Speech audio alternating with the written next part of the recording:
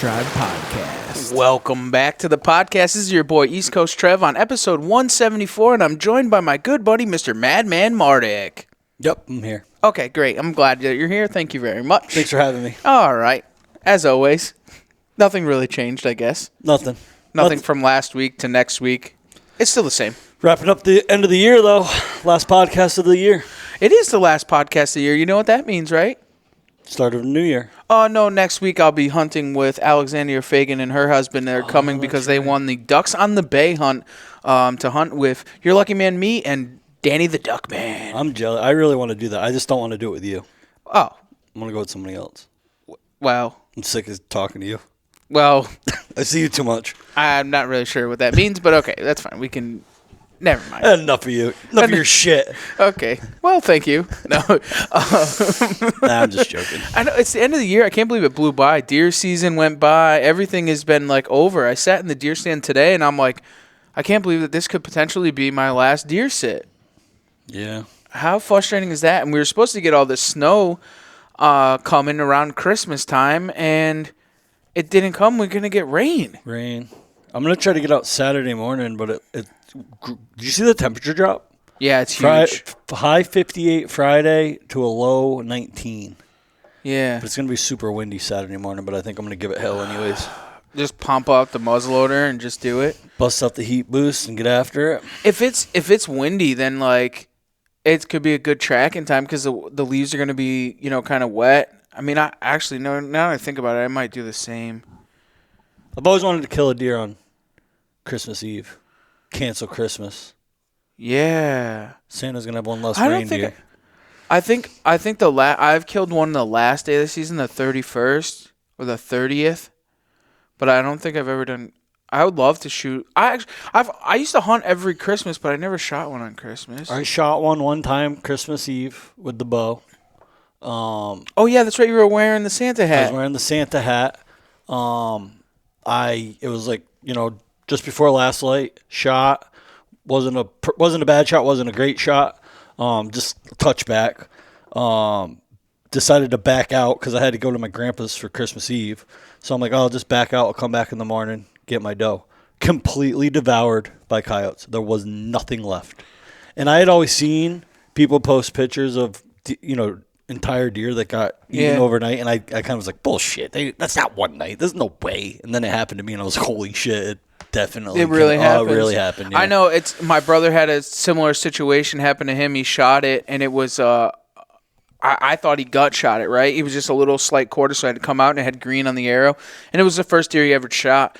And so he had sent me the pictures and stuff, and he was by himself. And I'm like, dude, just back out. I said, I'll meet up with you. We'll go back in 4 or 5 hours. Well, it had started to trickle rain. And I'm like, sadly, I said, Justin, we're going to have to go in. I mean, we don't really have an option at this point. We're going to end up losing this deer, if anything, So we ended up going in, and literally, dude, it was eaten in less than 3 hours. It was eaten all the way up to the shoulders. Like crazy, like nuts. And, it's funny. Actually, today I was talking to my good buddy, Chris Brockett, and he's a taxidermist. He's up to 19 deer off his back porch. Off his back porch.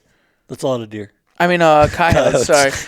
19 coyotes off his back porch, and in 2 years, 31 coyotes he's killed off his back porch, not going anywhere, off his back porch, man. That's crazy. Isn't that wild? It is. Like, that many in a small area, and he's not in a big area at all. Like, it's a big swamp bottom and stuff, so it's not, and it's a residential type of area. He's got farm chickens and stuff, but dude, 31 off your back porch. There's a lot of coyotes. I think night hunting would definitely instill and be very good for us. It's been a weird year for coyotes for me because I know they're there, but I noticed this year I've gotten a lot less on camera than usual, and I'm not hearing them at night. I mean, I hear them from my house all the time. I'm not hearing them nearly as much as usual, and I'm not getting them on camera nearly as much, but I don't think the population is down by any means. I'll tell you what, man. The landowner where I trap says that the coyotes are there, but I can't catch them in a trap. I know that.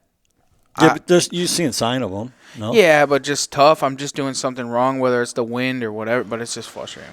That's just they're a coyotes, frustrating little animal. And its whole entire thing. All right, let's go see what our boy Manny's got to say over there across the pond. Oi, you! Yeah, you! Put down that mug of Joe. and get your lips wrapped round one of these bad boys. That's right. Nor'easter Game Calls. Give it a blow. Nor'easter Game Calls. Get 'em in close. This winter, use Huntworth's Heat Boost products for impeccably warm body parts, guaranteed.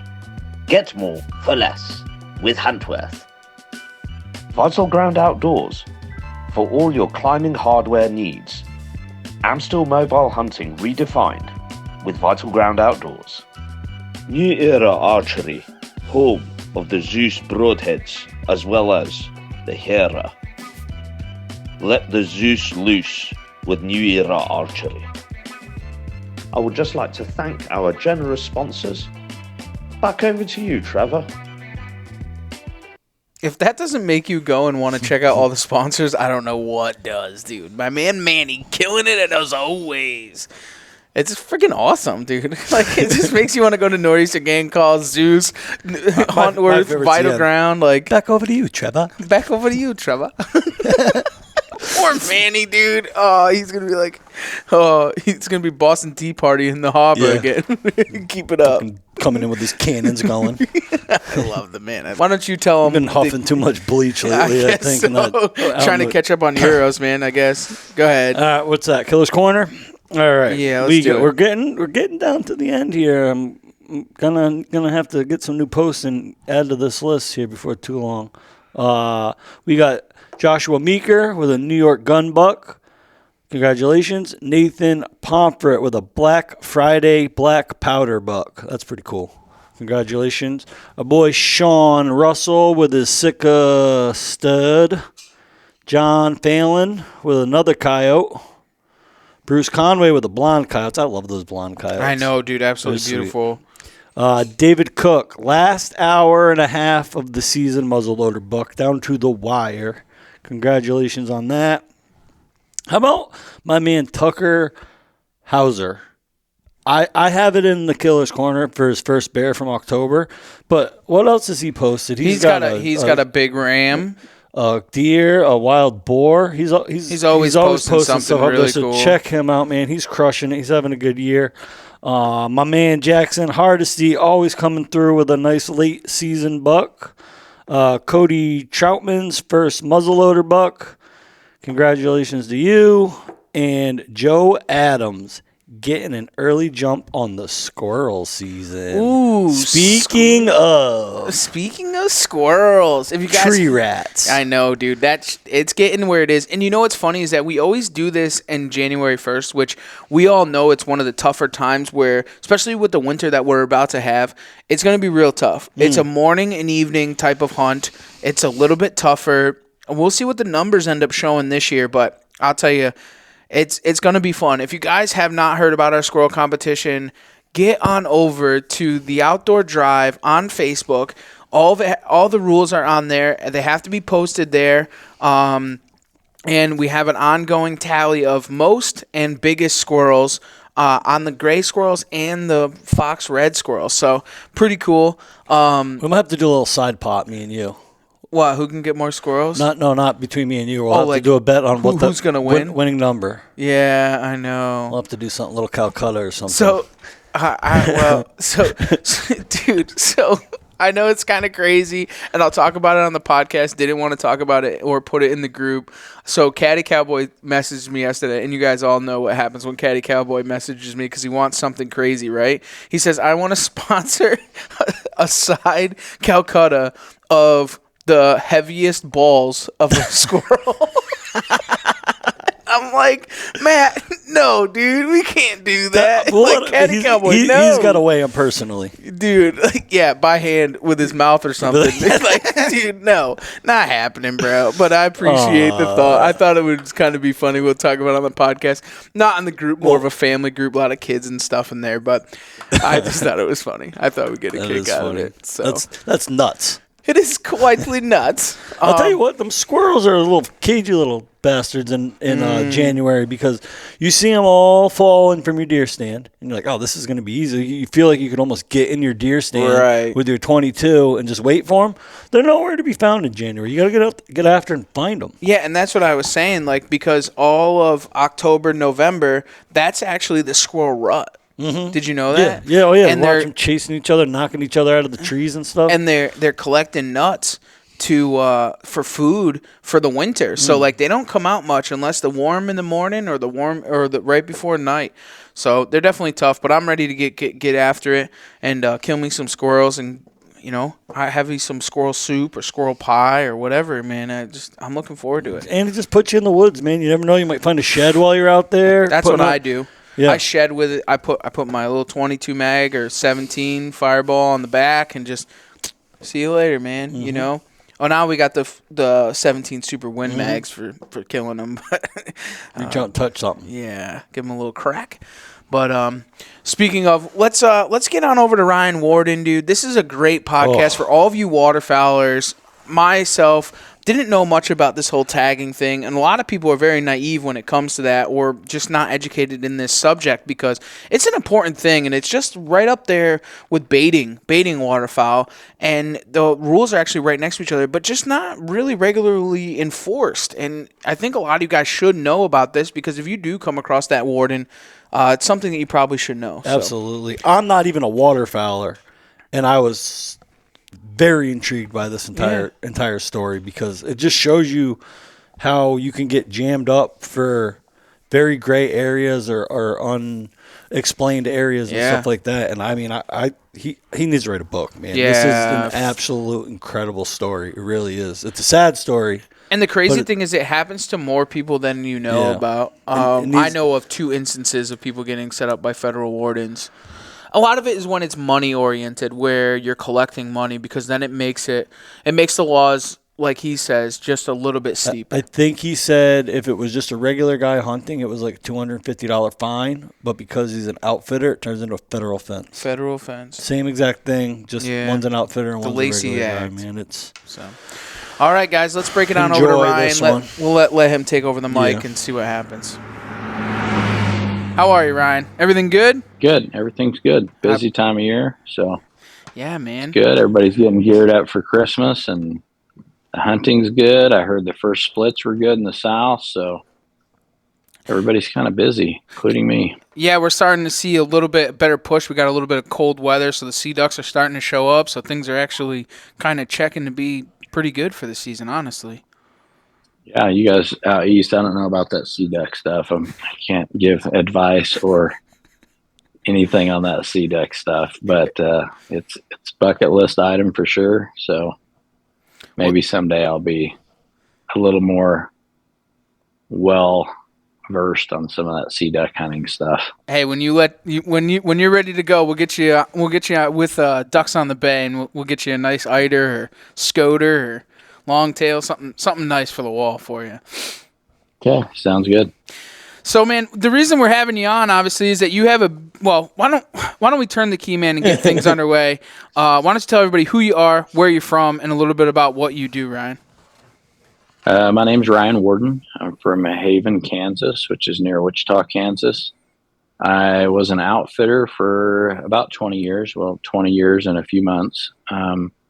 Ended up selling my guide service because I was forced to by the U.S. Fish and Wildlife Services. I now run a business called Toe Tags. It is a waterfowl tagging solution. It's kind of evolved a little bit past the waterfowl. We're doing some big game stuff and some gator tags and stuff like that. But it's a tagging business for waterfowl. Most people have not heard of tagging waterfowl. I was one of those. The comment about guiding for being an outfitter for 20 years and now running this business. That's why I'm running this business. Because I had not heard of waterfowl tagging or tagging of any sort when it came to waterfowl. I became a subject matter expert in it very quickly after I got in a significant amount of trouble for it. So my goal was to keep other people out of the trouble I got into and provide a solution. Because when I asked the feds, where do you get this at, or whatever, where do you get these? I was told you make them. And I said, out of what? And they said, a lot of people use note cards and bread ties. And I said, that doesn't sound like it's going to do anything for me. And so I started toe tags. And so I started it. I entered federal court November 24th, 2014. Yeah, entered court in 2014, November 24th. Entered a plea agreement with the U.S. Fish and Wildlife Services, walked out of the courtroom, and on my way to my vehicle, launched my Facebook page and called the website guy and brought the website live. Wow. That's crazy, man. That's absolutely nuts. And I don't think that a lot of people really do understand the whole tagging aspect of it. I know a lot of local people here anyways. That's not a known thing. Is to tagging waterfowl by any means is not even a thing. Well, tagging was created, the Lacey Act was created in 1900 to start protecting wildlife. Punt guns were a common thing at that point. Market hunting for birds was a common thing at that point. They were killing large amounts of ducks and geese and selling them in meat markets, selling them in restaurants. So they were trying to figure out a way to curb that. So Wisconsin and Massachusetts two governors from those two states. One of them's last name was Weeks, and one of them was McLean.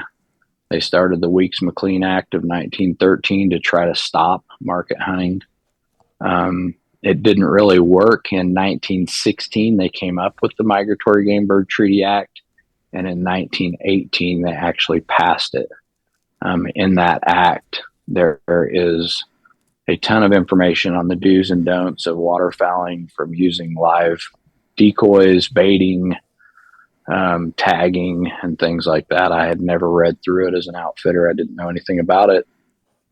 Didn't even know where to find it, actually. I'd heard of it, but I just didn't really put too much into it. I'm sure probably most of the guys listening, probably even you, have not read through the Migratory Game Bird Treaty Act. You have probably not read through your federal code of regulations, because all your migratory birds are federal, because they're traveling over state lines. So that includes crows, sandhill cranes, doves. They're federal. And so the federal guys are the ones that set the laws.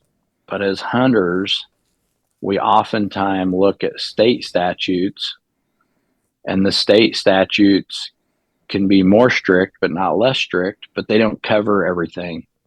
Usually somewhere in the state statute, it says, for additional laws, look up www.usfishandwildlifeservices.eregs.com/whatever, and nobody ever does that.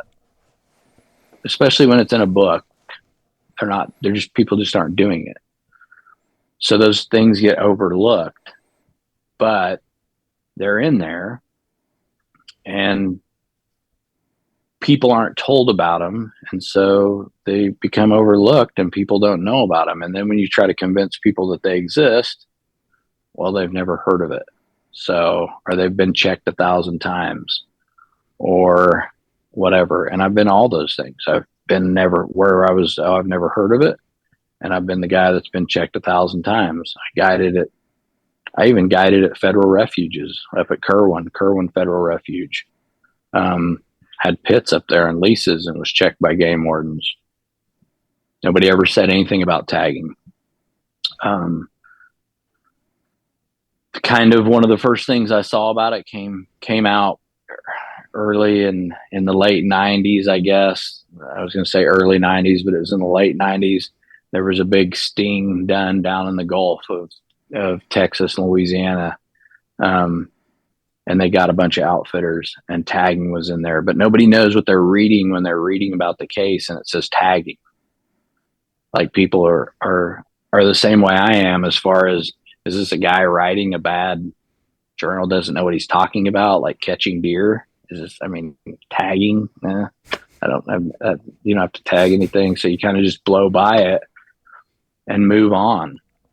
And so, in 2000, we were on Fallen Skies 2 with Jeff Foyles. He got in trouble later. I'm sure that you've heard about that. He got in trouble down on the road. I actually tried to stop guiding in about 2005, stop being an outfitter. In 2005 I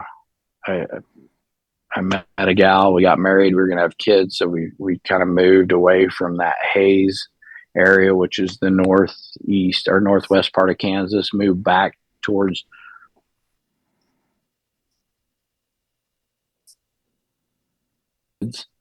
and I got on the sheriff's department, was on road patrol, almost got on the Kansas Highway Patrol, went through their polygraphs and stuff like that, jumped through a bunch of testing to do that.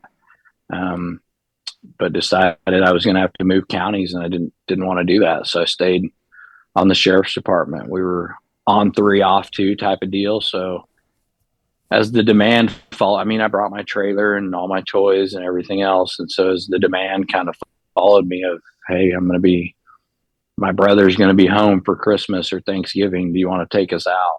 Yeah, sure. It's good side money. So then it became a booking of all my off days. I could lay them out through the year, and I could book my off days. So I would book the hunts on my off days. Well, then I was making enough money doing that, and I was tired of the days on the sheriff's department. We would do, 4 months of nights, 4 months of days, 4 months of nights, 4 months of days, 12-hour shifts. And I was having a young family, and so I decided, you know what, I'm just going to do the outfitter deal again full time and go from there. Then in 2009, I was about 9 miles from where I'm sitting right now, and I got a phone call in the middle of August. It was a guy by the name of George Morrison. I didn't know at the time, but he was a U.S. Fish and Wildlife Services special agent out of Loveland, Colorado. He called, asked me, hey, is this Ryan with Misty Morning Outfitters? I said, yeah, it is.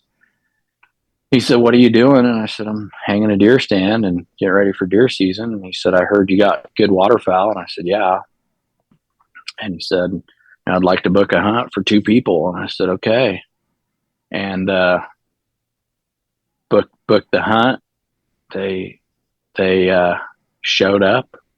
The other guy's name was Dan Coyle, Special Agent Dan Coyle. He didn't go by Special Agent Dan Coyle at the time. He just went by Dan Coyle. But he sent me an email. His email was Canvasback Dan. So I'm thinking this guy's kind of ate up with duck hunting and whatever, my type of guy. And they booked a hunt with us. The first night of the hunt, we got done and came out and had a guide meeting. And I told the guides, I said, I think there's something up with these guys.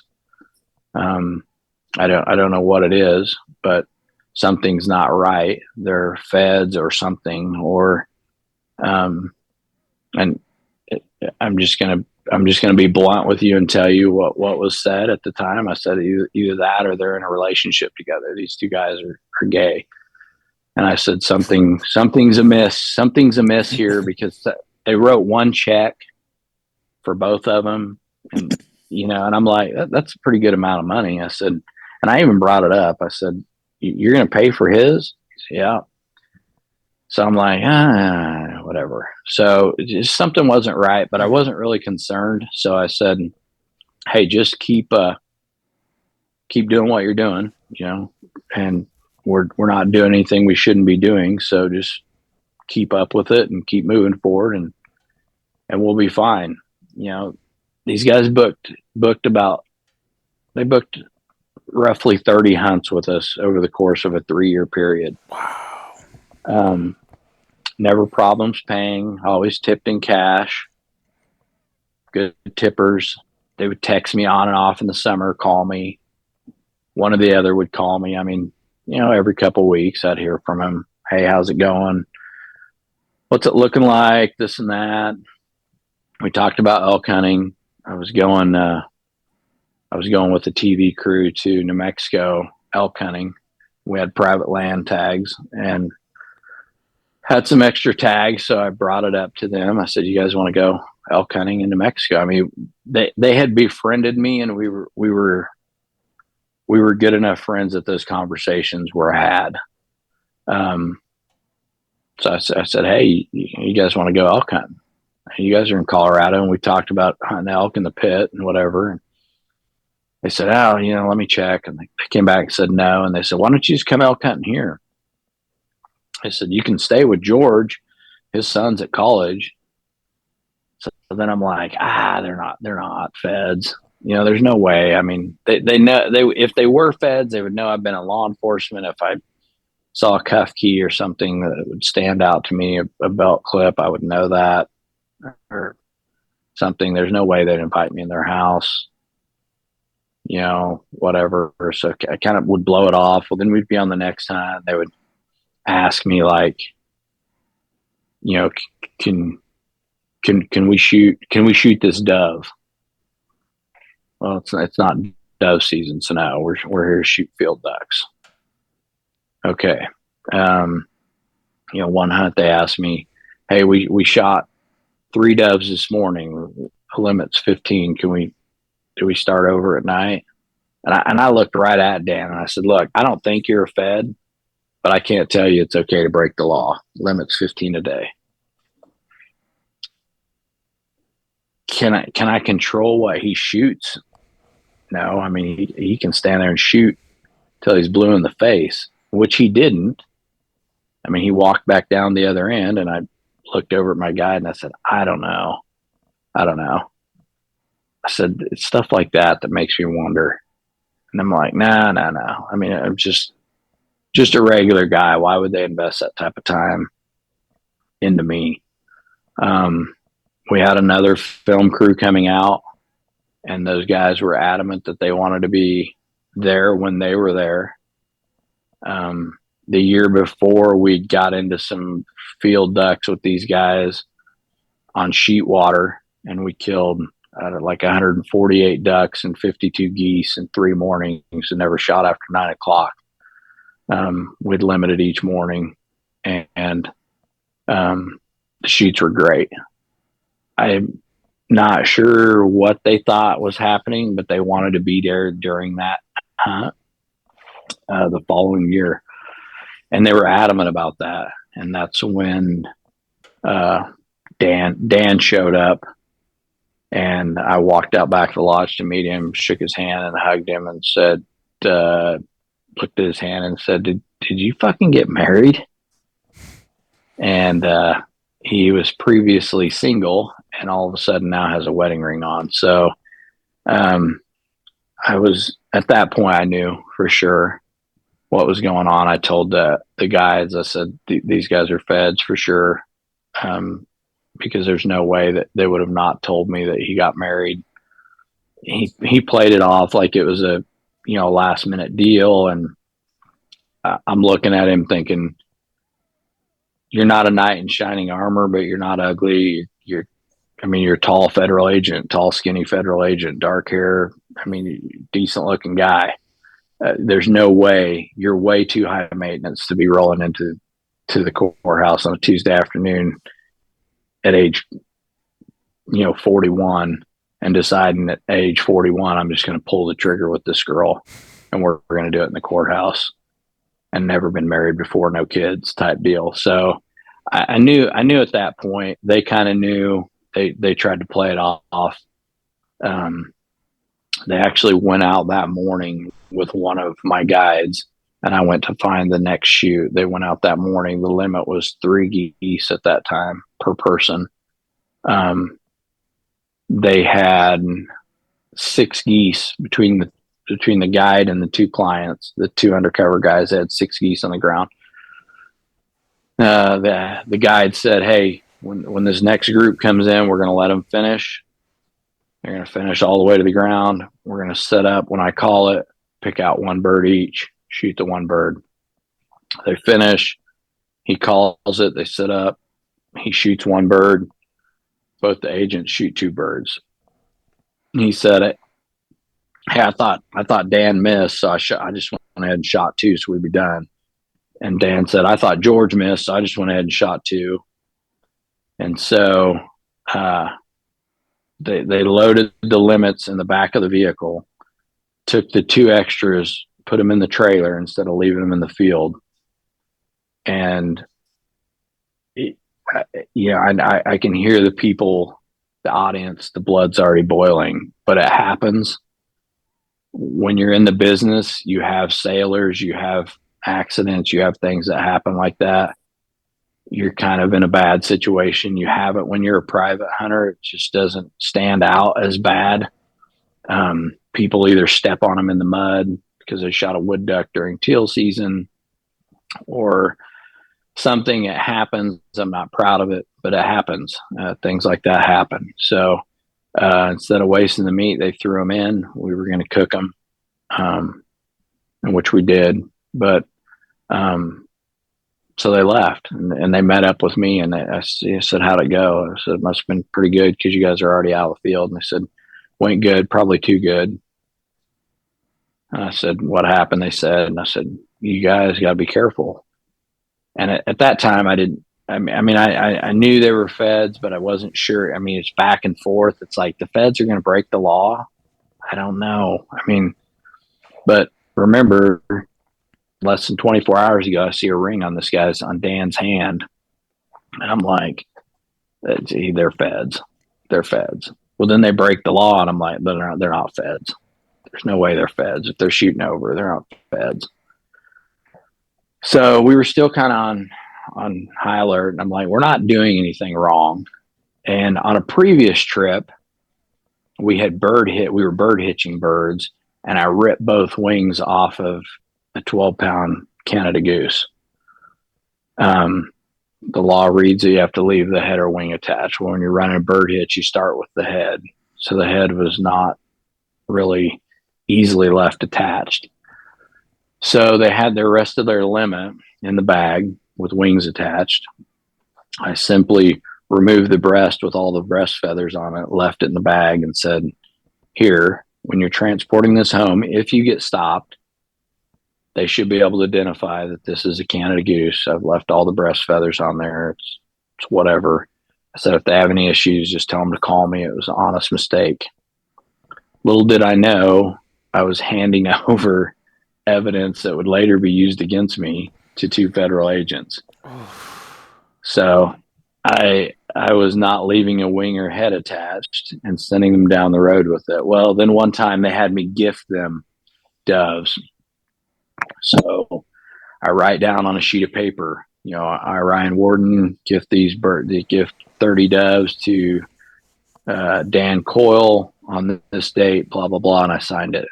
Well, under 50 CFR 2040, the code of regulations under gifting under 2040, certain things have to be on that gift receipt, like your license, the date of harvest, stuff like that. I didn't know that. So I wasn't properly gifting them. So because you are doing these things under an outfitter or doing it with an exchange of money, then all that becomes under the commercialization of hunting, and all that becomes Lacey Act violations, which all that becomes felonies. As a private individual, if you're not making any money and you mess up by gifting somebody birds or not tagging birds, that's a misdemeanor. So that's a $220 ticket plus a $90 court cost or whatever for the court cost of the county you're in. When you're doing as an outfitter with the same lack of intention to violate the law, that's a felony. It's punishable up to 6 months in a federal prison and up to $15,000 in fines per instance. Remember, they hunted with me for 3 years. So they just sit there and rack this stuff up. And until this last time, when I noticed the wedding ring, they're like, we got to do something. He's on to us. We got to do something. My guides stopped carrying guns in the field. They were asking him, can they shoot their limits? The guides are saying, no, of course not. I don't even have a gun out here. Well, you can say you shot your limit with mine and whatever. So the no's became more firm and more regular. They knew something was up. So they call the local help in as well, which, remember, I was on the sheriff's department. So when there was a drunk subject at the lake, then I would get dispatched to go down there and back these guys up. And then we would arrest these guys and haul them to the jail for them because the game warden didn't have a cage in his vehicle. So we would meet him for lunch and stuff like that. I mean, went to the academy with some of these guys. So they call the local guys and say, meet us at this hotel in Wichita. The local game wardens show up. The feds are there from all over South Dakota, Nebraska, Arkansas. All these federal agents were there. They hand out these sheets. They're titled Operation Gooseneck. It was about Misty Morning Outfitters. It was about me. And throughout the sheets, there would be 2 or 3 pages stapled together with one of the guides or the cameraman's picture and name in there and whatever, with a certain list of questions that they wanted to ask him. They handed these out, talked about how they were going to execute it, get him 26 trucks, caravan from Wichita, which is about 25 miles away, caravan to my lodge and my house and my cameraman's house and one of my guides' houses, and serve a search warrant. And I was out looking for ducks, and my phone starts blowing up in a small town. And I returned to the lodge, and I called a federal prosecutor, federal lawyer out of Wichita by the name of Kurt Kearns. He was one of America's top 100 super lawyers the year before. And I knew he was very good at what he did. And so I called him, and he said, my retainer's 10 grand and my hourly rate is not cheap. And he said, what do you want me to do? Do you want me to leave Wichita and start that way? I said, you probably better, because I don't know what we've done, but if there's that many people there, they probably have something. And pulled into the lodge. They seized my vehicle for a couple hours while they did the search warrant. They had my lodge locked down, had everybody spread apart. I walked in, and they said, there's a guy that would like to talk to you in the back. I walked in the back and met John T. Brooks. He was the resident agent in charge, lived in Derby, Kansas, which is right near Wichita. And he said, hi, my name is John Brooks. And Matt Hamby was standing right beside him, which was a local guy, a friend of mine. He actually called me and asked me where I was at. So there was guys at the lodge that wanted to talk to me. I said, I know, I'm on my way. So my phone rings. I pull it out of my pocket, and John T. Brooks proceeds to grab my hand and my phone and explains to me to give him my phone. And I said, I'm not giving you my phone. And he said, give me your phone, or we will roll around in this back room and basically I'll take it from you. And I said, until I see a search warrant, you're not getting my phone. And there's only 2 of you in this back room. So he reaches over and opens this back room door where our cleaning table was and yells up front to this lady to bring a copy of the search warrant. We're both still holding hands. I open the search warrant. It says it can have my Motorola Droid phone, which I knew from being in law enforcement meant that I needed to give it up. So I let go of it. He opened it to see who was calling me, which it was my lawyer at the time, to see if I was there and tell me that he was close. And it required a passcode, swipe code. So he asked me, what's my swipe code? And I said, well, You can figure that out on your own. That's not part of the search warrant, and you can't require that from me. So he cut to the chase pretty quick and knew that if he had me in custody and was going to question me, he had to read me my Miranda rights. He knew I knew that as well. So he said, well, I want you to know that you're free to leave at any time, but I'd like to ask you a few questions. I said, I'll see you guys later. And I started to walk for the door, reached down and grabbed it. He pushed it shut and he said, Mr. Warden, you've been in law enforcement long enough to know that the more cooperative you are on this end, the easier it'll be for you on the other end. And I said, Mr. Brooks, I've been in law enforcement long enough to know that if you're asking a bunch of questions, you don't have a very good case. And I walked out the door, kind of maybe a little bit of pucker factor in there that will never be admitted to, but I walked out the door, kind of thought, oh shit, there for a minute. And as I walked through the living room of the lodge, they said, is this your computer? I said, yeah. They said, what's the passcode for it? I said, well, you don't need a passcode to mirror my hard drive. And they said, do you know where the cord is for it? And I thought, you guys you're not getting it. So I said, yeah, as a matter of fact, I do. Which I knew where it was, but he wasn't going to get it. But I wanted to find at least one of my other guides because I had asked coming through the living room the first time where my guides were at. They said upstairs in the bedrooms. So I go up the stairs. They're following me. I open the door. There's two agents sitting there questioning one of my guides. And I said, I have a federal lawyer showing up. I wouldn't answer any more questions. They were through asking me questions at that point and were through dealing with me and didn't want me on the site anymore. So they escorted me to the front door. I met my lawyer. We walked 2 blocks to my house. I walked in. They were all over my house. I had my computer at my house. All my book work for my house were in my freezers and everything else. My wife was sitting there. My kids were sitting there. I was thoroughly embarrassed and thoroughly pissed off. And I had already invoked my right to not talk to them. So they didn't really have much to say to me. And they left.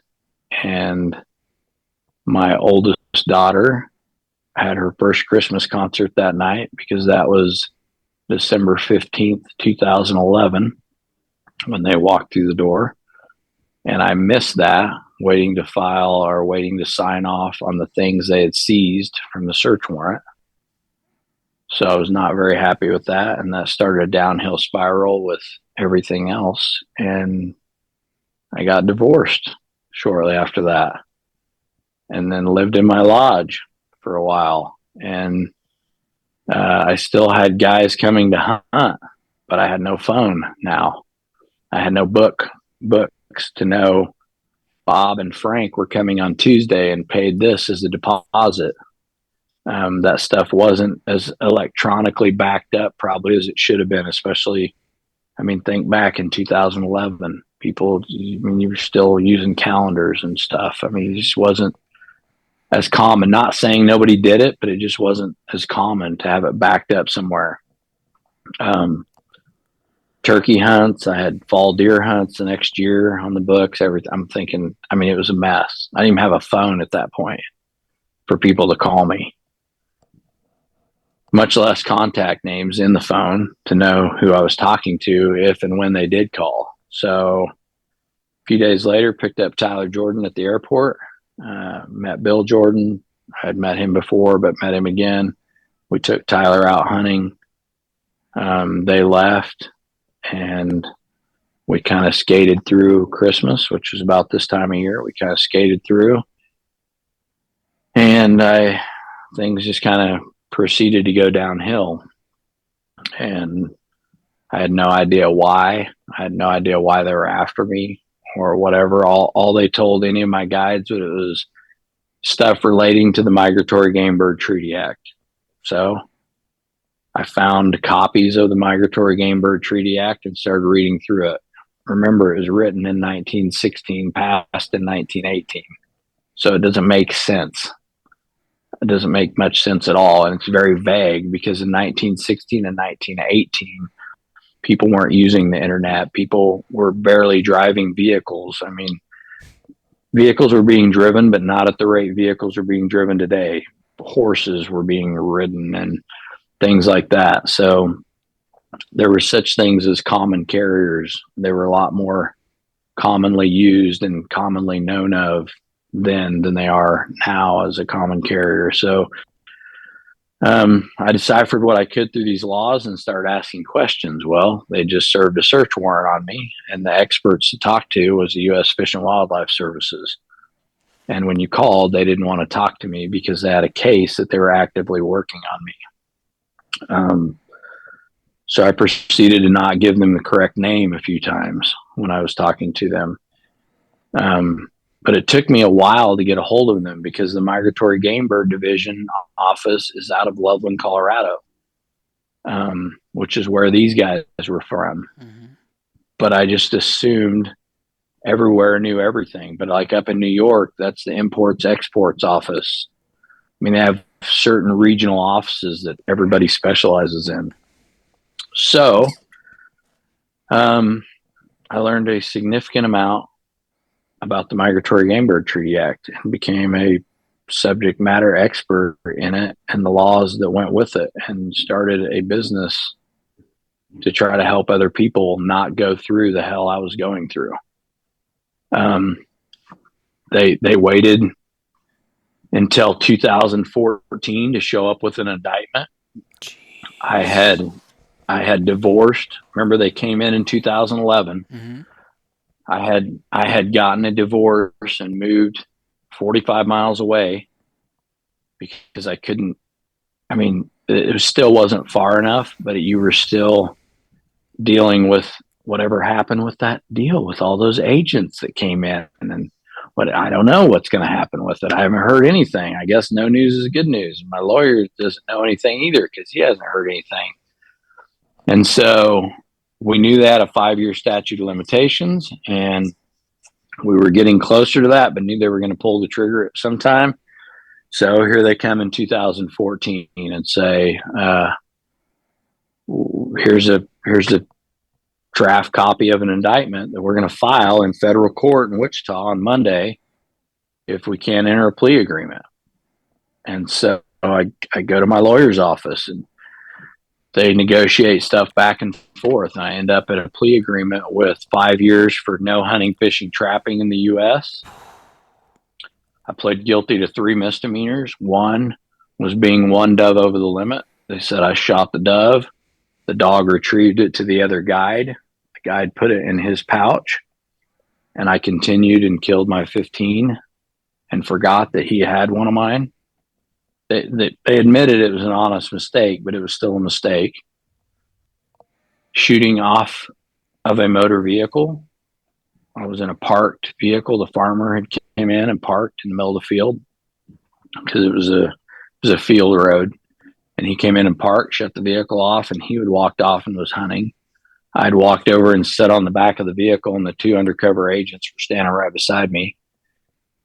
And I was sitting on the flatbed truck, and here comes a dove, and I shoot it, and I get off and get it. And I say, okay, that's my 15. I'm done. But my feet weren't on the ground, so I was shooting off of a motor vehicle. So I pled guilty to that misdemeanor, which was number 2. And the 3rd misdemeanor I pled to was transporting untagged doves. So they said, all right, we're gonna set court. You've entered a plea agreement. We're gonna set court. When we can, we'll let you know when that is. That was November 24th, right around Thanksgiving time. I said that was November 24th, 2014. So I walked into a federal court with my mom and dad there. Did the walk of shame, went in before a judge. Knew entering the plea that when you enter a plea agreement that I agreed to 5 years no hunting, trapping, or fishing, and I agreed to a $7,500 fine to pay back for fines and restitution. because they'd been on 3 years of hunting and needed to make some of that money back because they didn't have a good enough case to get any more, was my opinion, but whatever. So I agreed to that, walked into court, and got up there. The judge at that time, when you enter a plea agreement, the judge at that point can say, I'm going to take the prosecuting attorney's recommendations, and I'm going to give him 5 years no hunting, fishing, trapping, and the $7,500 in fines, and make him sell his guide service. Or the judge at that point can say, we're going to hang this guy in the tree out front at sunrise tomorrow morning, and you can't reverse your plea agreement. Or she could have said, hey, you've learned your lesson, pay $10,000 in fines, and I don't ever want to see you in here again. She didn't do any of that. She took the recommendation, and before she did it, she asked me what I've learned from this. Shed a few tears standing in front of her and said, I've got to tell my daughter that's now 9 that we kill turkeys and deer for the last several years. I got to tell her that hunting and fishing is not going to be part of our life for the next 5 years. And my other 2 kids as well. I said, which has always been a major, they would scout with me and everything else. So I said, I've got to face them that I've done wrong and explain to them what's going on, which I'm not wanting to do. And I've also started a business because during the course of this time, ma'am, I've never seen anything about tagging. It's not in Kansas's regulations currently. And I said, I'm going to push to get it in the regulations. I'm going to push to educate people during this 5-year period on the importance of tagging. Because that was the foundation of this case. And I handed her a business card and a sample tag and said, this is what I'm doing. This is a business card. I'm going to launch a Facebook page, and I've already got a website that's going to launch when I leave here. And she said, for the record, wow, I don't have very many people that come through my courtroom and turn a situation like this into the situation you turned it into. And I want to commend you for that. And I'm thinking, all right, here we go. Let me off. Just make me pay my fines. It's cost me a marriage. It's cost me my kids. It's been, 4 years of hell sitting here waiting for you guys to do something. 3 years of hell waiting for you guys to do something. Please just let me be. This is miserable. She didn't. She said, she said, I'm going to go with the prosecution's deal with their recommendation. And I walked out of the courtroom. I went downstairs to the U.S. Marshal's office, signed in with no humility left to me, got fingerprinted, stood in front of a camera and took a mug shot. And that's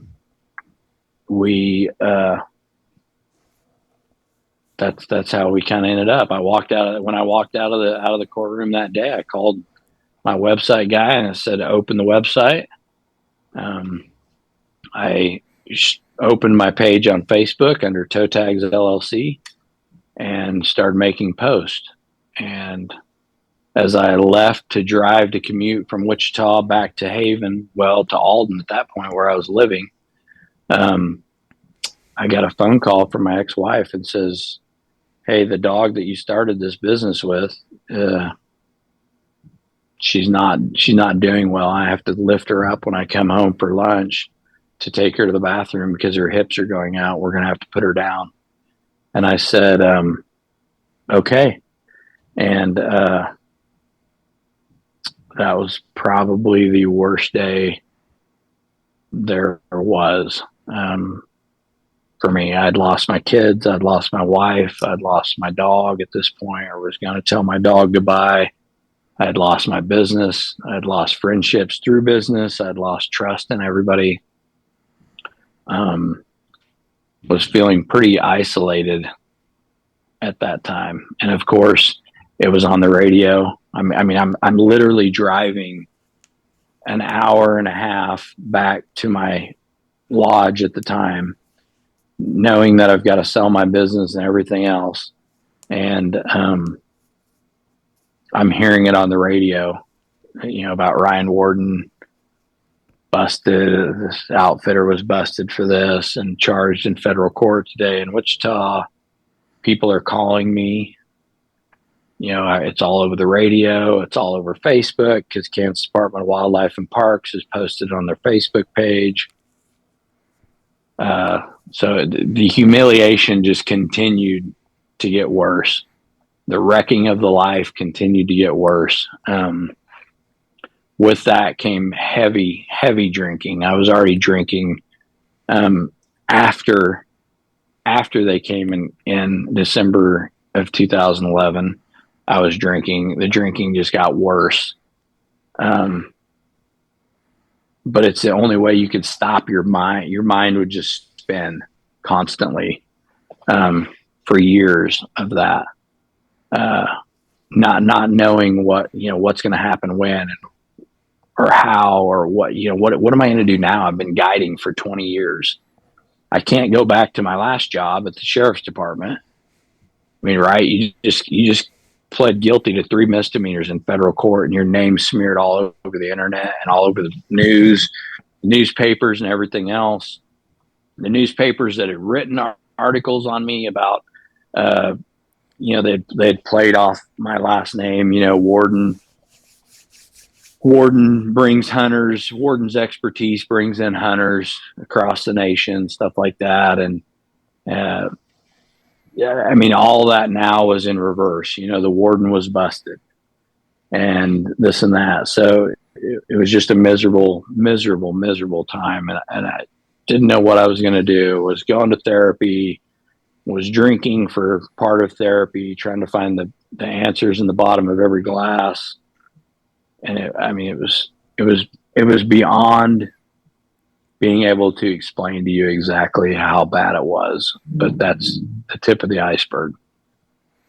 That's absolutely nuts to me because in all reality, it wasn't even that bad you weren't even really doing anything all that illegal.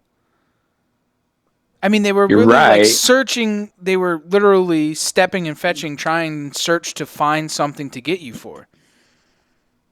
True, but it's like, it's kind of like using your turn signal on a dirt road or headed towards the boat ramp or whatever. At 3 a.m., do you do it? No, probably not. Not always. You miss it sometimes, or you may not signal 100 foot prior to a turn, which is what the law requires. Maybe you signal right when you pull up to turn or whatever, but it's still a law. And so if you got stopped and written a ticket for it, you would know, okay, that's kind of a cheap bullshit ticket. Right. But it is a law. My issue was I didn't know it was a law. And I never heard anything about it. I never read anything about it. I was looking at Kansas's regulations. I wasn't seeing anything about it. Mm-hmm. So since then, I went to the commissioner meetings and asked them. And the first one I went to was in Emporia, and I actually got the right answer as far as when to tag and when not to tag. The next 5 meetings that I went to, or 10 meetings, I never got that answer again. They were always a different answer. The state's legal guy, Chris Thomason, he had pictures on his Facebook of untagged birds in piles, which is what I found out the feds were keying on me. They were scrolling through social media, looking for that stuff from me and hunting me through social media while they're sitting at a desk in the summertime, and then booking hunts with me because of my pile pictures.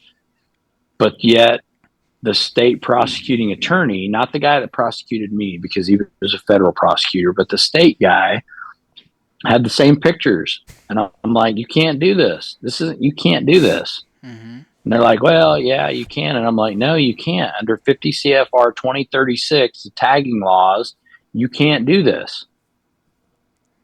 Well, yeah, and so we argued back and forth, and I said, if we're going to be charged, for tagging violations in the state of Kansas, it needs to be in the regulation books.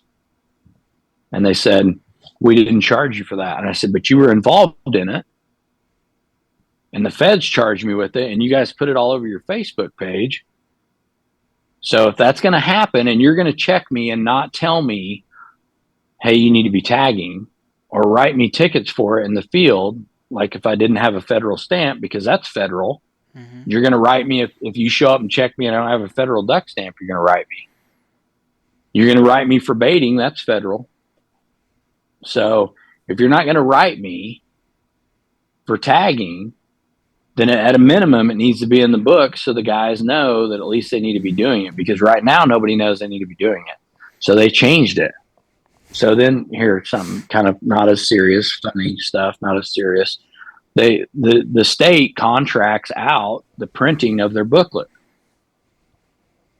They contract it to a printing company. Well, the printing company that knows they've done business with me before through Misty Morning Outfitters guide service, that they know.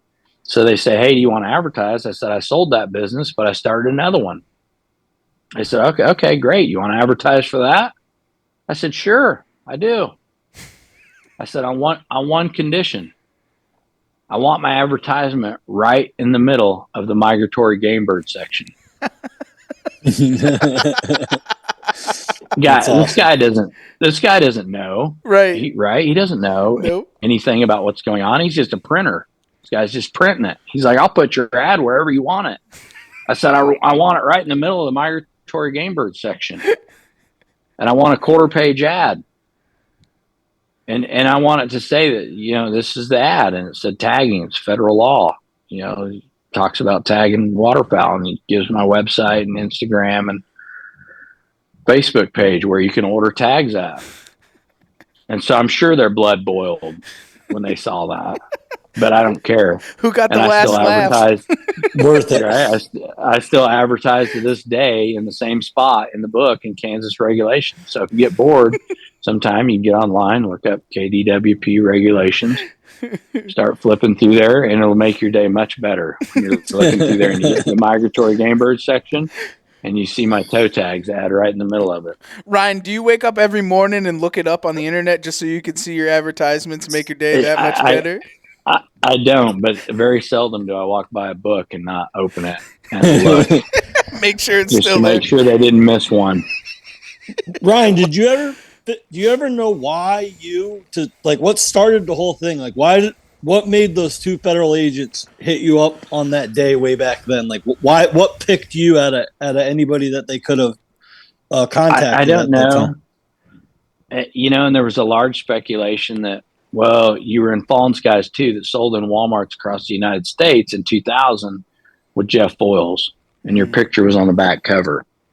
But I don't think that may have been a little bit of it, but I don't think that's it. And I get along with Jeff. I like Jeff. He's a fine guy. We both, and he'll tell you the same thing. We both made some bad decisions at times. Because on that note, I'm not here to tell you I was a saint. I'll be the first to tell you in high school, I drove down the road at 60 miles an hour with a shotgun out the window and shot doves as they flew off the lines or off the lines. I'm not going to tell you that I never shot over the limit. I'm not going to tell you that I wasn't in the right spot at the right time and I burned ducks to the ground or whatever. I'm not here to tell you that. But when I started guiding and as I got older and started a family, I stopped being 18. I stopped being 16 and irresponsible and whatever. And I grew up as a person, and I knew right from wrong, and I knew that I was living in a glass house, and I started to have to change those ways. But back to your question, I don't know what turned them on to me. When I talked to them, it all came back to the same thing, and it came back multiple times. And it came back from multiple agents, and it was the same thing. And it's what everybody does. And it was pile pictures, because you put all the dark geese here. then you put all the mallard drakes here, then you put all the snow geese here, and then you put the 2 speckle bellies with bands on their legs on top. You don't know who shot what. You can't walk up there with 12 guys and say who shot what out of that group. And they want to know who shot what, because if they're going to charge you with shooting lead, they can't write a ticket to all 12 of you. So at some point, you have to claim what you shot. And that is the point in which in the field, you're supposed to be claiming, I've shot this, and these birds are in my possession and they're in my presence. So you can't leave them in the field out of your possession. You can't, and we've all done it. I've got up and went back to get the truck and drive out in the field, and I've just shut my layout and left my birds at my layout and even my gun. And I've walked out, got the truck, and came back in. You can't do that. Even with my tagging solution, you cannot do that. Because under the field possession limit laws, under 50 CFR 2035, you cannot leave birds unattended in the field, tagged or not, with somebody else. So you have to leave with those birds. And I've asked okay, conservation season. What do you got to do at conservation season? You have to tag them. Yeah, because they didn't make an amendment. So you have to tag them even though there's no limits. Okay. So tag them during conservation season. If I go out and shoot 200 birds in the morning, I've got to carry those out to get to my vehicle. Yep. So that's impossible. Their response was, don't shoot them. If you can't carry them out, don't shoot them. I asked about putting them on a 4-wheeler and having the clients walk behind me. Said probably better, but you're still in violation. So when it comes to pile pictures, the only way you can legally do pile pictures is you have a toenail clipped on every bird that you shot on the right leg, or a pink zip tie, or a stick or a hat between your birds, my birds, the next guy's birds, which would be some type of separation, way to separate them, in a pile over here, and yours are in a pile here, mine are in a pile over there.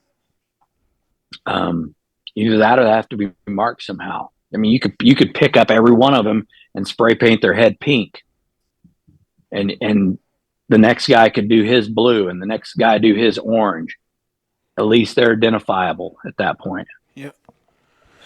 But when they're in a pile, like everybody does, and I was the worst about it because it made me money. I could show a great big pile picture and be like, "Yep, we don't even have to try. Look at us. We just kill them. We just show up and they just die at our feet. Look at these piles over here. We got Killer's dead gonna birds kill. everywhere. Yeah, right. Killer's gonna kill." And I told the feds this. I told the 2 undercovers this. There's a difference between killers and hunters. We're killers. We're not hunters. We don't go hunt. We go kill shit. Hell yeah. So I mean, I prided myself in that. Mm-hmm. We're not. We hunt, but we kill shit. We're not out here just to watch a sunrise and take selfies. We're out here to kill shit. It's the truth. You're paying me to kill shit, and we're going to kill shit. It's true. So we said there's a difference between killers and hunters. And the undercovers would ask me that, like year 3, we had a new guide in, and he said, "Is he a killer or a hunter?" I said, "He's a killer. I only hire killers." I mean, I'm walking myself down the plank at this point. I don't know it. Mm-hmm. And those words were used in the indictments against me. Jesus. He stated he was a killer. He stated this, stated that. He would command us to kill him when the birds came in. He would call out, "Kill him," whatever. So all that stuff was used against me, but that's how I felt about it.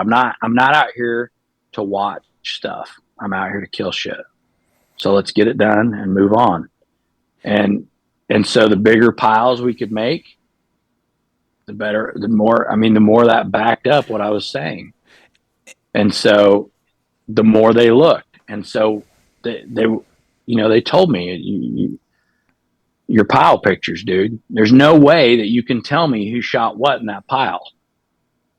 And everybody does it. Everybody does it.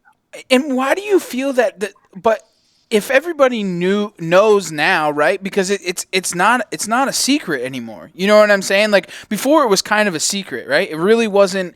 Nobody really talked about it. Regulated wasn't really like up forced a ton. You got caught, or you got in trouble. A ton of other people got in trouble, but people are still doing it today. Why are they still doing it and not properly tagging these birds?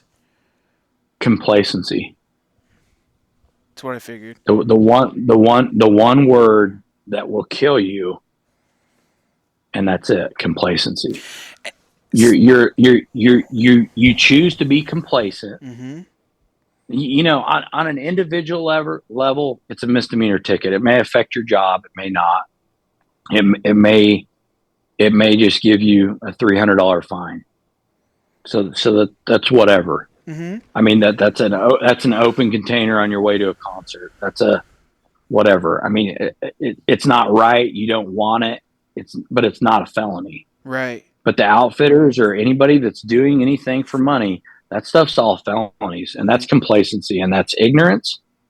And it's hard. I scroll through Instagram every day, and I see them, and I see these big outfitters, and they're not tagging, and they have these big pile pictures, and it's like, I know it stands out to me, and I see it, so I know it stands out to the feds, and they see it. And if you think feds aren't booking hunts with these guys, you're sorely mistaken, because they're doing it. They're getting paid. Imagine this being your job. Hey, this is what I need you to do. I need you to find out who's violating the law. Okay. Well, I need to be firsthand with them. Okay, no problem. Take federal money from licensing and go book a hunt with them and go hunting. Oh, so wait a minute. You mean I got to travel all over the United States and hunt ducks? I suppose. I mean, and find things wrong with people. Like how? Yeah, I guess I'll do it. And at some point, it's like, are you finding anything? No, I'm not really paying attention because we've just been smoking field ducks. No, dude, this is your job. Oh yeah, I'm finding stuff. These guys aren't tagging. It's terrible. It's like killing their mom, burying her in the backyard. These guys aren't tagging. It's just the tip of the iceberg, boss. We're gonna get them. We're gonna take them out. And that's what it comes down to. But that's probable cause. That's the guy, the undercover guy that comes over and buys a little bit of weed off of you, because now you have probable cause that he's selling weed, and we need a search warrant for his house to see what he's got in there. And that's where it all starts, is one minor infraction. And now all of a sudden we have probable cause to believe that he's doing other things that are violating the law. We've got all these pictures right here of him not tagging. Look, there's no way they know who killed what here. It's simple. We're getting a lot of complaints on this guy from other outfitters in the area, and this is the deal. He's not tagging. We need to go work this guy. We need to get a search warrant. We need to go in there and check it out. And that's where it all starts. Yeah, we better go on a few hunts with him first. So they do. They start recording, not tagging, transporting untagged birds, storing untagged birds in the lodge freezer, gifting untagged birds, because they have to be tagged to gift them. You have to have a tag on them to gift them, and then you have to have a gift tag that goes with them. So it takes two tags, two types of tags, two different types of tags, both of which we make that are fill in the blank that require, and this isn't a sales pitch, but it took me forever to find out what's got to be on the tag. Mm-hmm. I've read this shit and thing 5 times. What's got to be on the tag? So we found everything that's got to be on the tag to meet the federal requirements. And our tag says that if you fill out the information properly on this tag, you will meet federal tag requirements. We found the same thing with gifting. What has to be on the gifting tag? And we did when we made it to where you just fill in the blank. And I'm telling you, I'm here to tell you, that's not a sales pitch. You can go on my website. You can look at the tag close enough to see what's on it, and you can write it on a 3x5 note card and use a bread tie. I don't care. Just do it. You don't have to use my product. Go do it. Just do it. Just do it, and quit being complacent, because you're the one that's going to get charged with a felony. Mm-hmm. And so you think you're living the hashtag guides life that's all good and great, and it doesn't get any better than this. And we're burning the midnight oil and drinking umbrella drinks because we just burned their ass into the ground today. And now we've got them tagged. They're not tagged and they're hanging out back because we're drinking and don't want to clean them. And then they're going to go in the freezer tomorrow untagged. Those are all felonies, all different felonies. And they're not felonies that you have to know about. It's like a speeding ticket. You don't have to have intent. You know, in order to commit a theft, you have to have intent. So if I show up at your house with a crowbar and I try to open your back door and steal something and commit a burglary and a theft, the probable cause, I showed up in a ski mask with a crowbar and I pried the door open. There's that proves probable cause. When you're going 65 and a 30 and they pull you over and say, you know why I stopped you? You said, no, I don't have a clue. So where you're on 60 and a 35, 65 and a 35, you say, I thought it was 65.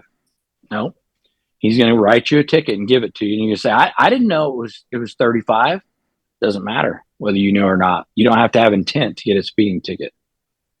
With that same thing being said, if I'm at the end of the block and I say, hey, run to my house in the garage, the red house on the left-hand side in the garage, open the garage and bring my chainsaw down here. It's a yellow chainsaw. It's just inside the garage door. And you go down there, come back with the chainsaw, and here comes the neighbor and says, hey, what are you guys doing? You just broke into my garage and stole my chainsaw.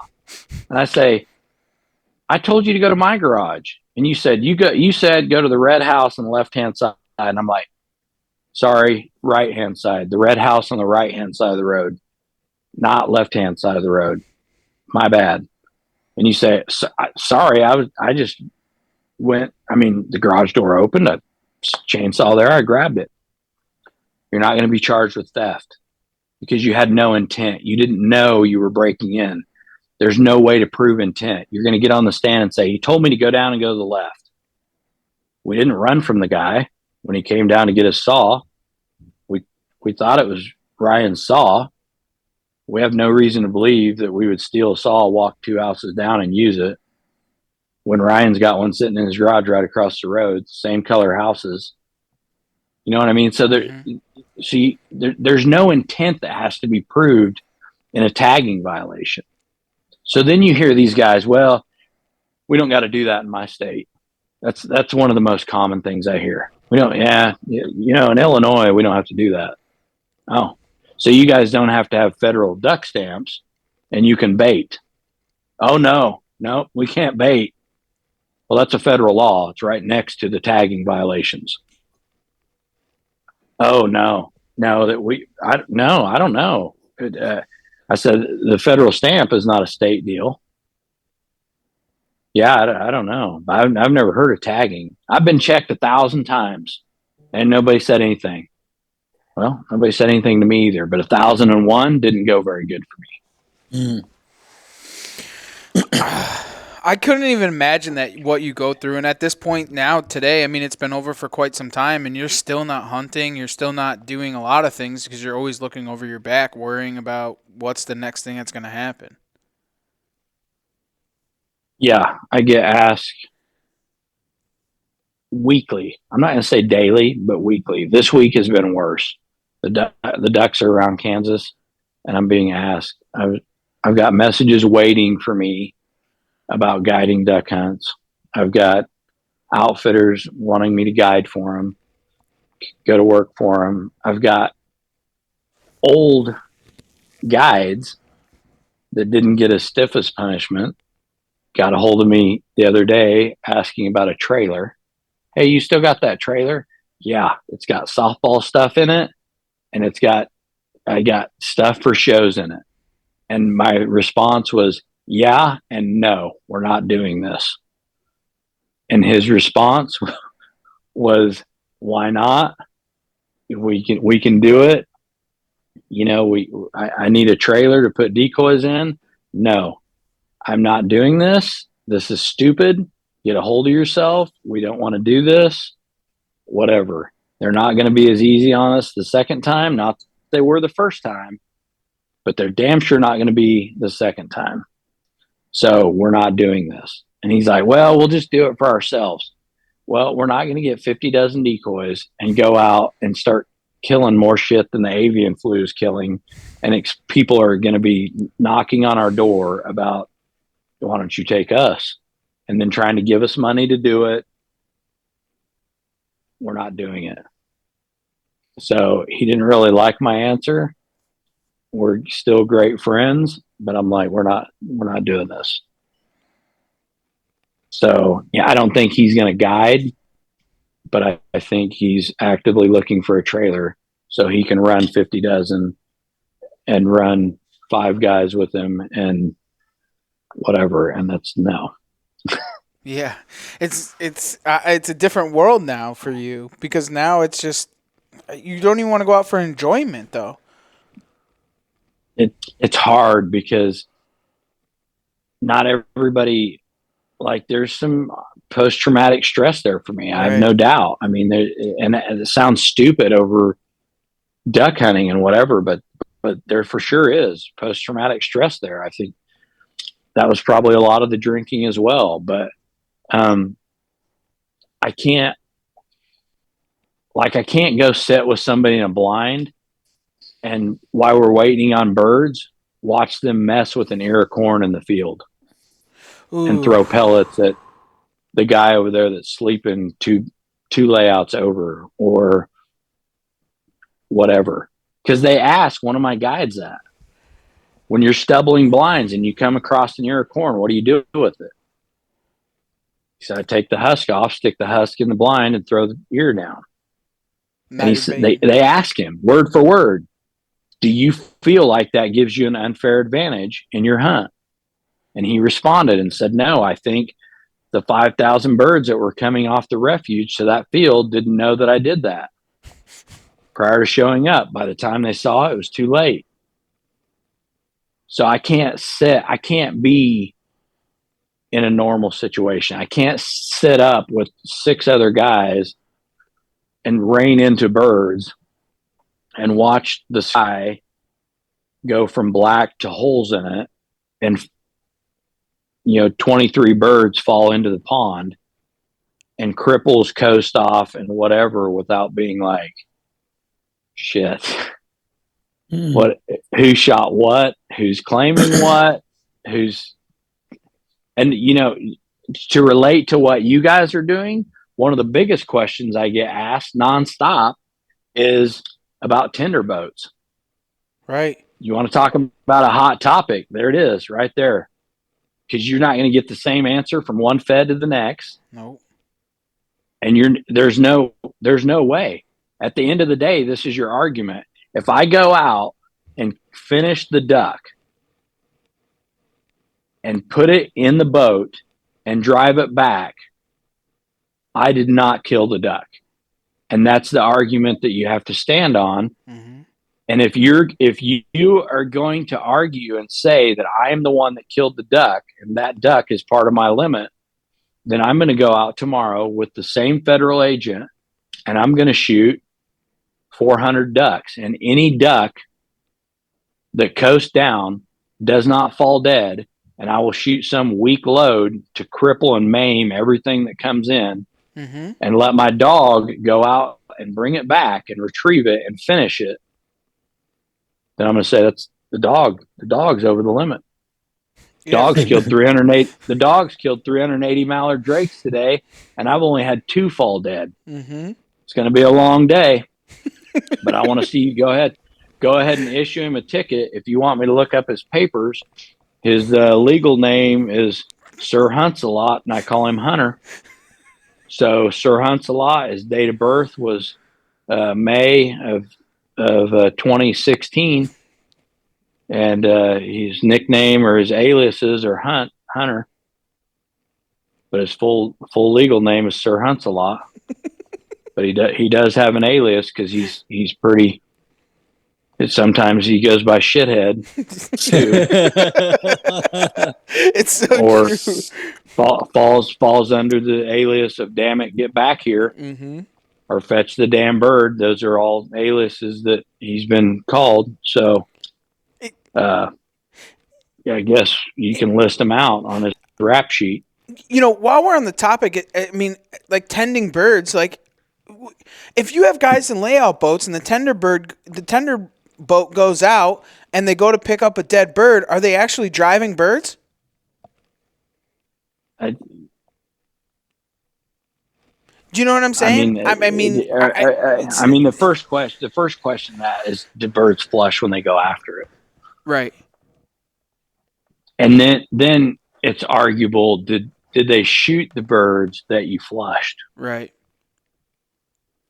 So you have some arguments there, but that whole tinderboat deal, that's a train wreck. I mean, it's and like I said, I've never done it. Mm-hmm.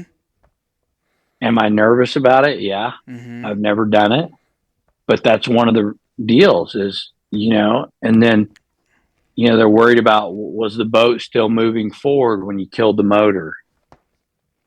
Yeah, I didn't drop anchor and wait 5 minutes for the diver to dive and swim another 50 feet before he came up with his head laying on the water, and I tried to head rake him across the water, and he dove again. Mm-hmm. And I fired the boat up and pulled up there and stopped and dropped anchor and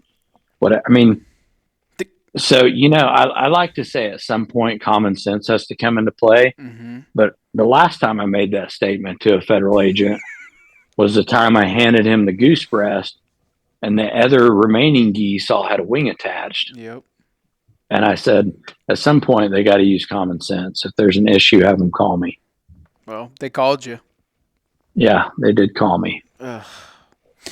That's a horrible story, man. I just, it's crazy that something like that would happen. And, you made a very good solution of it. And when I had found out about toe tags actually is when hunting with a good buddy of mine, guide also, and we used them. And when he pulled them out and I says, what in the world are these things? He goes, bro, you will never hunt on my boat unless you use toe tags, period.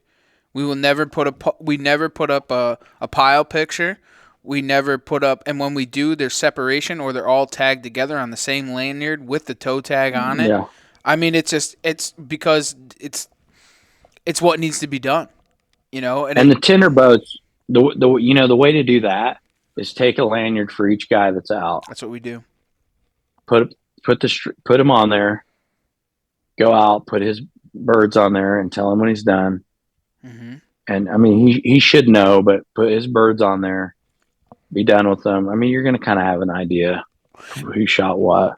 And that's what we do. We run lanyards, and that's their birds. When they get their 5 birds, that's it. Next guy. You know what I'm saying? And then it has their tag on it. And then at the end, we put on there 2 eiders, 2 scoters, and 1 longtail. And it has their name. They sign it, and that's that. I mean, it's just...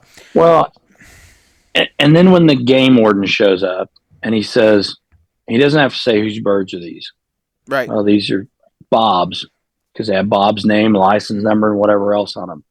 Then it's real simple. If he scans them and there's lead in them, Bob gets a ticket. Mm-hmm. And that's what the game warden wants. And he wants to know who shot what. Not that one guy has shot a bunch of them and the other guy hasn't or whatever. So he's wanting that. Then when you get out at the dock, and I get in my rental car because I've flown out to sea duck hunt with you, and Billy that's with me gets into the rental car with me, and we follow you guys back, and all these ducks are still in the boat. It's not against the law. You're transporting tagged birds. So under 50 CFR 2036, you're the transporter and they're tagged. Mm-hmm. I could bring a Greyhound bus to that boat dock. I could unload 200 people. Every one of them go out and shoot 6 ducks, 6 geese, get back in the Greyhound bus, leave with their birds tagged, and you could get in the boat and have them heaped as high as you could fit them in that boat, have 2,400 birds in there for everybody's birds that were there, and drive from New York, from Canada to Mexico legally with those birds, as long as there's a tag on them. Even if you're the only guy in the vehicle and there's 2,400 birds in that boat and they're tagged. Mm-hmm. If they're not tagged and you try it, you will get a ticket and or arrested the entire way. Every single state. Yeah. That's So, and if two guys get into a vehicle and you guys say, hey, we're gonna go back to the lodge, and I say, okay, we're gonna swing by and grab some bread and milk for lunch, you're legal. You go one way with the birds, I go the other way. If you get stopped and they say, hey man, you got 6 limits of birds back here, yeah, the other 3 guys went to get stuff for breakfast, so we're just hauling these back to the lodge. They're tagged under 50 CFR 2036. You're 100% legal. If you get to the lodge and I decide, hey, I'm going to go get gas, because so in the morning after we get done hunting, I can return this rental car and it's going to be full of gas, and I leave the lodge and they're sitting at the lodge, then the lodge owner is not in possession of untagged birds. If you breast them, or if you bird hitch them and put them in the freezer and they're not tagged, when you go out hunting the next day, the lodge owner can be charged with being in possession of untagged birds. That's why when you go to a taxidermist, and you see duck guys are going to know this better than anybody, because you guys have gorgeous ducks. So when you guys take them to taxidermist, they fill out a tag, they stick it on the bird, and they stick it in the freezer. That's why they want your license number and all that stuff, because it goes on the bird in the freezer. Otherwise, if the game warden shows up, lifts their freezer open, they've got 30 wood ducks. But you can't have 30 wood ducks. Nope. Dude, you've got over 400 ducks and geese in your freezer and 16 deer. No, they're all other people's. That's why it works. So the same way a taxidermist or a game processor, when you take your deer in, it has a tag and it stays with the meat. It's all the same thing. It's just broke down on a level to ducks. And it's not broke down because I made it that way. It's broke down because the law is that way. That was created in 1916 and passed in 1918. And they made it that way because they would show up at a meat market and say, where'd you get these ducks? I don't know. Some guy dropped them off. I gave him cash and he left. Okay. Who's the guy? I don't know.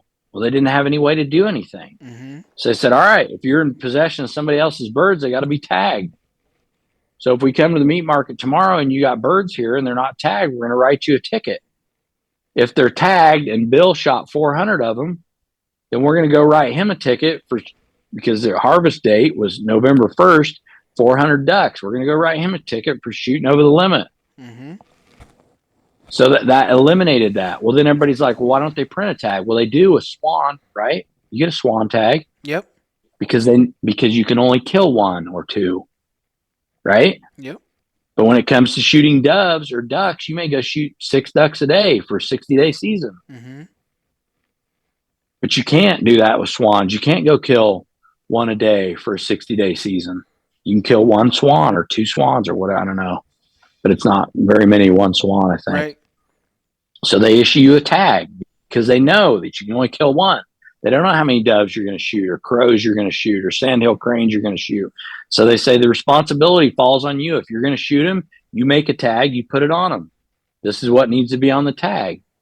So nobody did that because market hunting went away. Everybody knew we're going to get in trouble if we sell them to market, so we're not doing it. So market hunting went away. And so the law, nobody enforced it because there was nothing.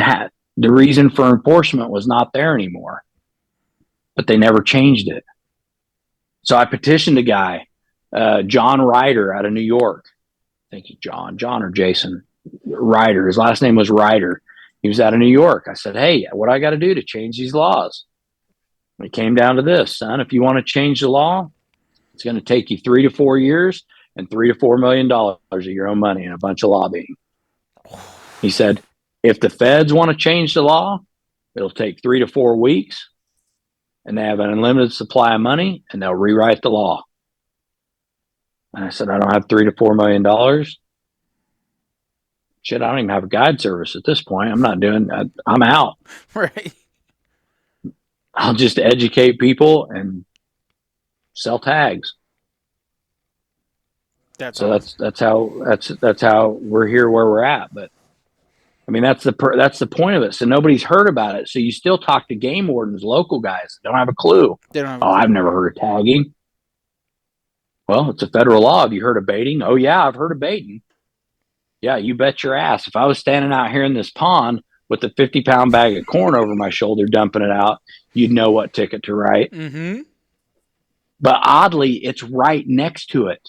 And so when you find them, a lot of times in state regs, you'll see baiting and then you'll see tagging because it's so close to it Right. in the laws. But it doesn't make any sense because it talks about personal abode and transporting and common carriers. And people are like, yeah, whatever. Never heard of this. But everybody knows what baiting is. Mm-hmm. And it's just overlooked. It's just overlooked. So I was up at the waterfowl festival in Minnesota, and people were like, I mean, I had game wardens come by. Oh, we don't have to tag them here in Minnesota. Really? Here's your regulation book, and there's tagging. Oh, yeah. I'll have to look into this a little more. Next guy that walks by, you're doing a great thing. Oh, so you know about tagging? Oh, yeah. Yep. All right. Tickets for tagging all the time. Okay. Well, I just talked to a game warden 20 minutes ago that walked by that act like I was crazy. So then you have people in the field that are tagging, and the game warden's like, I've never heard of that. Right. And you have other people, and I got a call earlier today. Hey, I ordered tags the other day. Did you get them shipped out? Yeah, I did. You should have a tracking number. It's probably, it should be in your spam folder or something. I don't know. It's somewhere. I can send it to you again. But yeah, they went out. Okay, because I got checked by the game warden today. Want to know where my tags were? I told him I just hadn't got around to putting them on yet, which in reality, I just forgot to order them. So they were still with you coming this way. Okay. I mean, the problem is just one extreme to the next. Mm-hmm. And there's not consistent enforcement on it, but there is consistent enforcement on baiting. Go out and bait. Go out and shoot over the limit. Go out and shoot after dark. All things that are consistently enforced. Shoot lead. Let a game warden roll up and check you with 3-inch 2 lead in. Mm-hmm. You think he's going to enforce that? You bet he is. And he'll sit there all afternoon for the next 6 hours checking every single shell that's in the boat, too. Yeah. I can guarantee that. Yeah. So they're going to enforce. The problem is there's not consistent enforcement on tagging. Mm-hmm. And I didn't create this business to create consistent enforcement on tagging, but do something. Right. Warn them. Hey, this time it's on me. Next time it's on you. You don't even have to tell them I exist. Right. Just tell them, tag it. Find a tag. This is what's got to be on it. I don't need the game wardens to go hand out business cards for me. They're not going to do it, and I don't need them to do it. But I do think it's fair that they tell the person, don't forget your tags before you leave this boat dock.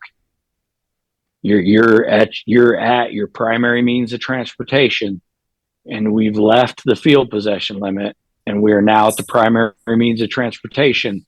You have to tag. Don't forget your tags. I'm going to go down the road. Hope I don't run into you again. I'm fine with that. At least education. And I'm fine with people.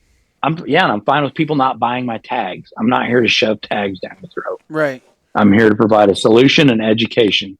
My cell phone number's on the website, and everybody and every podcast or anything that I've ever been on, I tell people the same thing. If you have a question you don't know, call me and ask me. It's not going to be dumb. No matter how simple a question it is, I will help you the best I can. And if I don't have the right answer, I won't give you an answer just to appease you. I'll help you figure out the answer based on looking up stuff in your regs or tell you who to call or whatever. But we will find a solution because there's no point in being complacent over it until you get in trouble. And it costs you a marriage or it costs you a business or it costs you your kids or it costs you whatever. Over just being complacent, being lazy, being stupid, and making a pile picture or something like that. When you can fill out a tag and I sell them for 25 cents per hunter per day, the average season's 60 days long. So, I mean, you're talking next to nothing. Mm-hmm. Under $10 a season to tag. You can't even buy a box of shells for that. And that's if you go every day. You can get on my website and order 50 tags, and it's probably going to get you through the whole year. Mm-hmm. And you'll probably be able to give some to your buddies.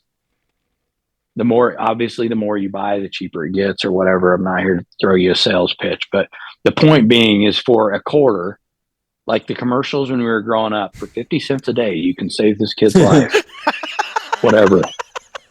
Right? Yeah, you can save yourself from federal indictment. That's the sales pitch. Yep.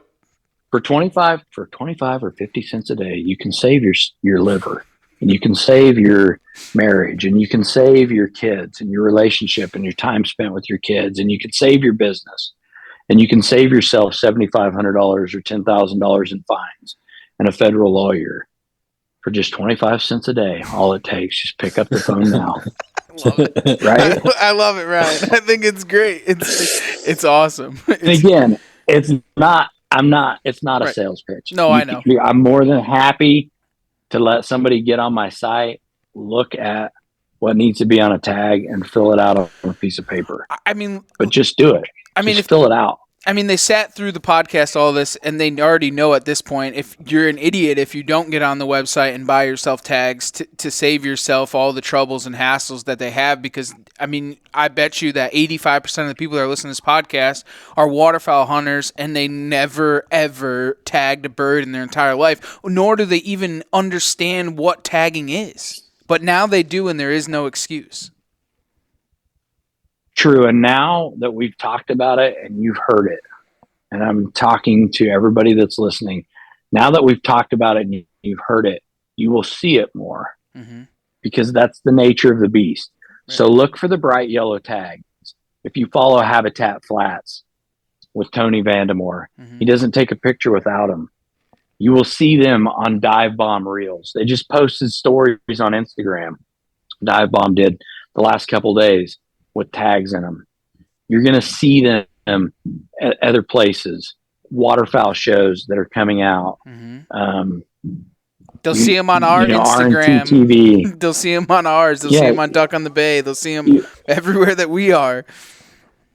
You start, once you know what you're looking at. I mean, I talked to guys last week at the Worlds in Arkansas, and they said, these are this is what I'm seeing in the pictures. Yeah. And I talked to other guys. I've heard you on a podcast. It's nice to meet you, or whatever. You're him. Yeah. I'm that poor sap. That's me sitting down here at a show, trying to educate people and whatever. And you hear the same thing at shows. We don't need these. So you always just go find a regulation book from the start, set it out on the table, put a neon flashing sign at it that says tagging in Arkansas, and it points to them, because everybody in Arkansas wants to wrap 6,000 ducks around a tree on a game strap, right? And stand beside them and look off in the sky like this.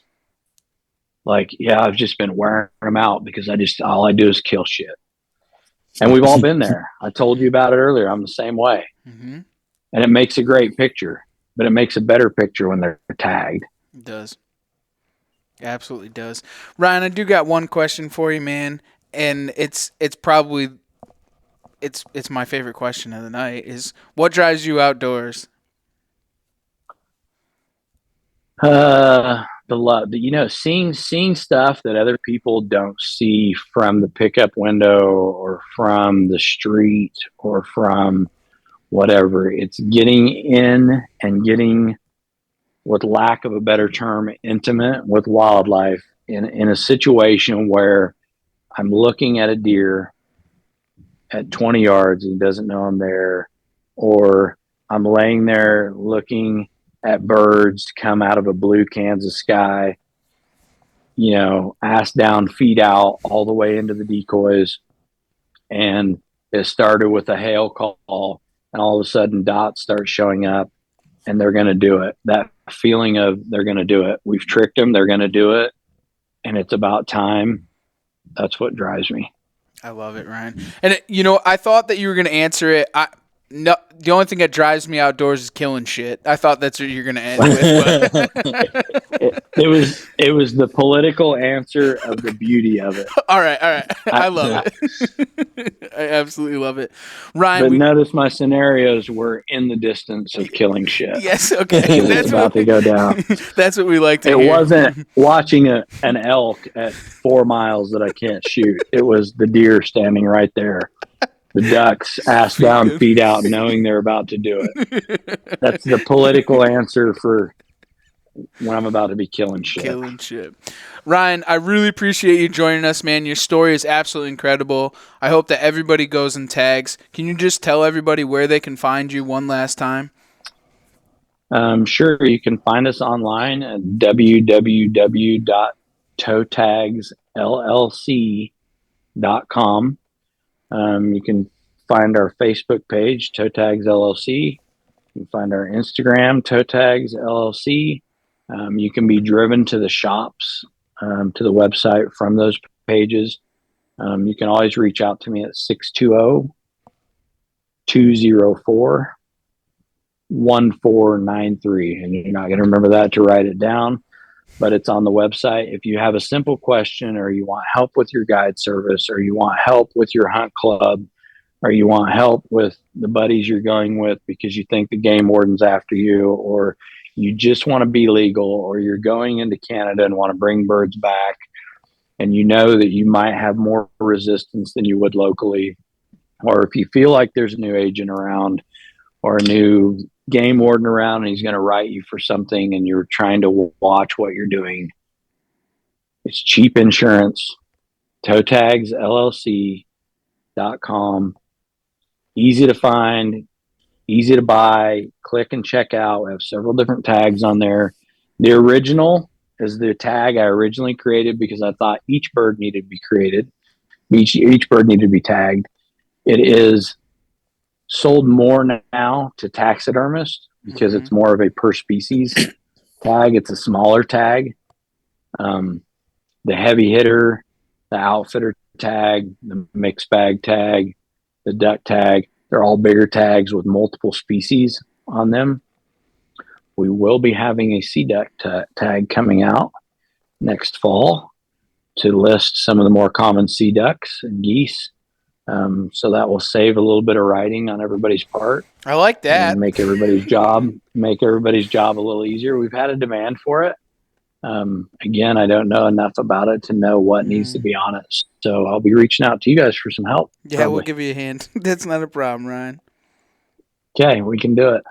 Well, we appreciate you jumping on, man. It means a lot. Hope everyone goes and gets toe tags. But for everyone else, thanks for taking the ride right here on the Outdoor Drive.